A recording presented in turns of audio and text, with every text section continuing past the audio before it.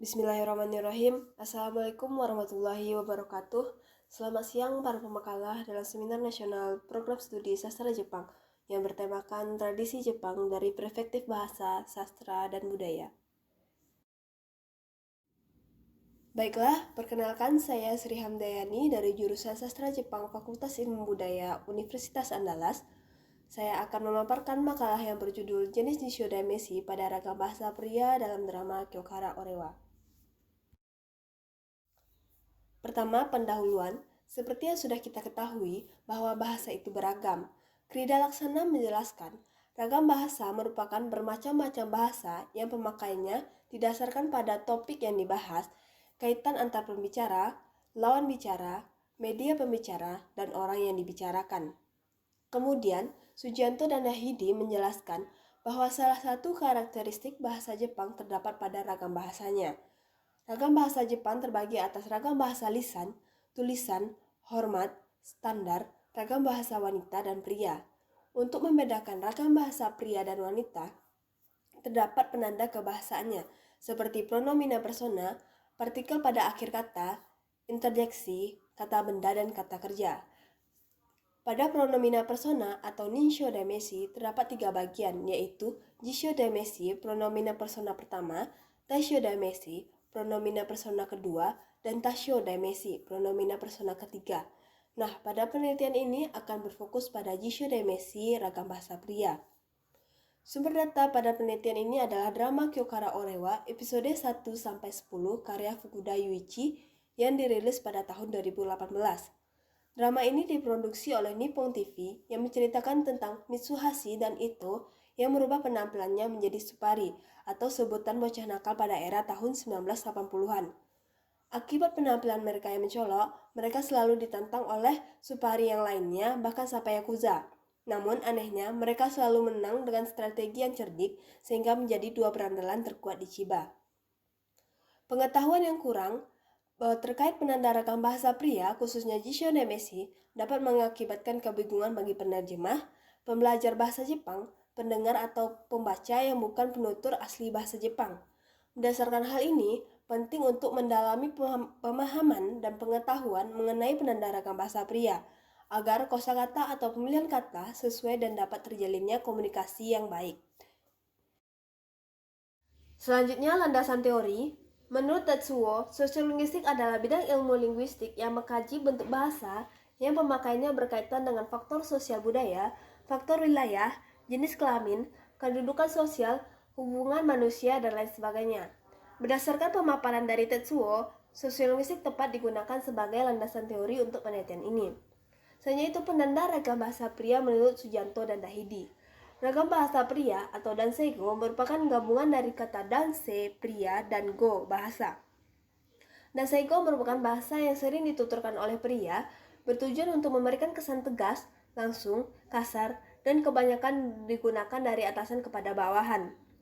Seperti yang sudah saya jelaskan sebelumnya, bahwa dalam penanda ragam bahasa pria terdapat Jisho Dameshi atau pronomina persona pertama. Jisho Dameshi merupakan kata ganti yang digunakan oleh penutur untuk menyebut dirinya sendiri. Jenis Jisho Dameshi penanda ragam bahasa pria menurut Sujanto adalah kata boku, ore, ware, washi, dan jibung yang juga memiliki bentuk tunggal dan bentuk jamaknya. Berikutnya itu metode.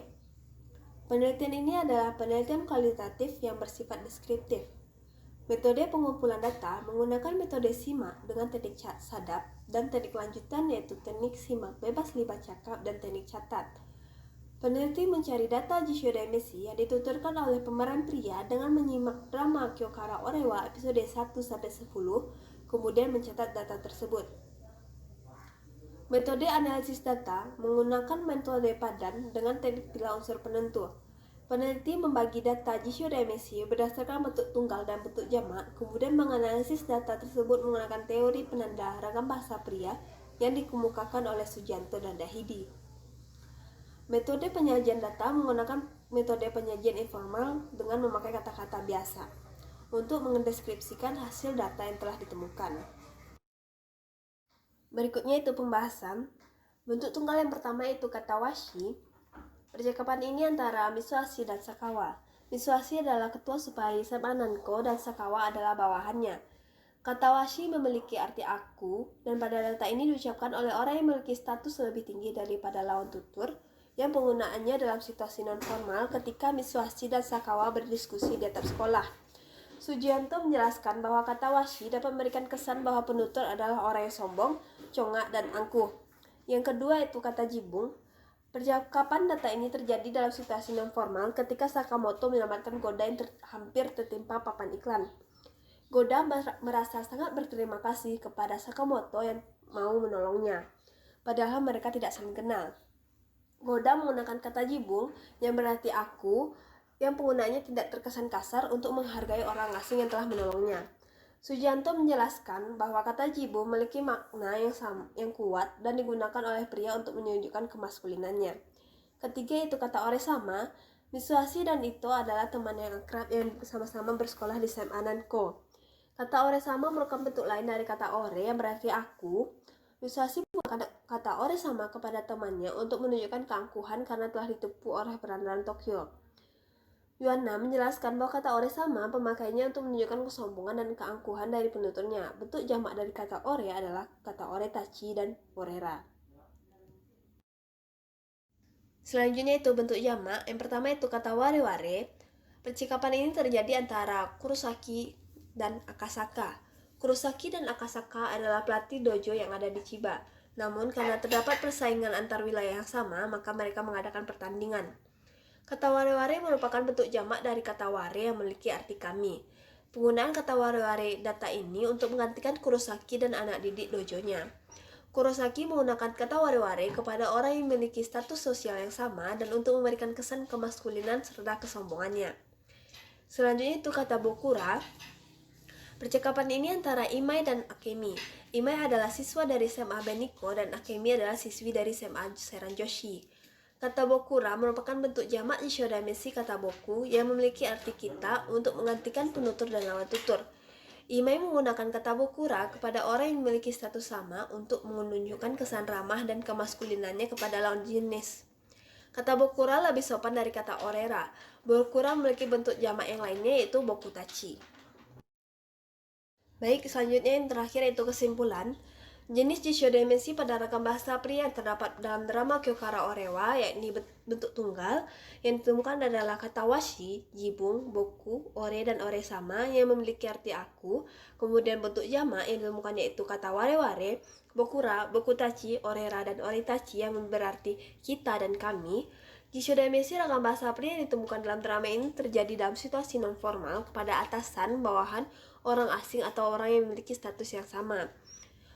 Jenis Jishodamesi yang paling sering digunakan dalam drama ini yaitu kata ore yang sesuai dengan lingkungan sosial pada drama ini, yaitu menceritakan tentang Supari atau bocah nakal yang ada di Chiba. Baiklah, sekian presentasi dari saya. Bila ada kesalahan dalam perkataan, mohon dimaafkan. Wabillahi taufik wal hidayah. Wassalamualaikum warahmatullahi wabarakatuh.